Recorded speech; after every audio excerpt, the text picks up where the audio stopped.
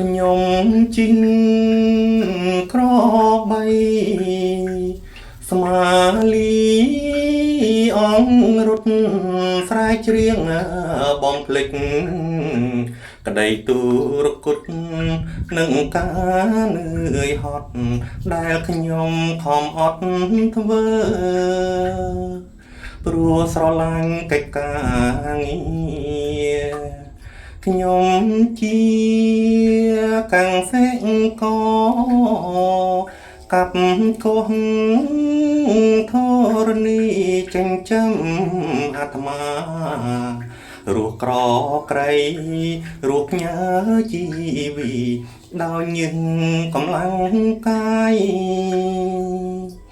សែនសប្បាយចិត្តអាណែកសេដ្ឋកិច្ចរុងរឿងដោយរៀងយើងកាំងសេកខំជួសៃរែកដោយស្មោះស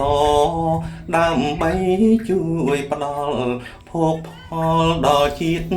យើងក្រោកឡើងកូនខ្មែរអើយធ្វើស្រែនឹងទឹកធ្វើសឹកនឹងបាយខ្ញុំជា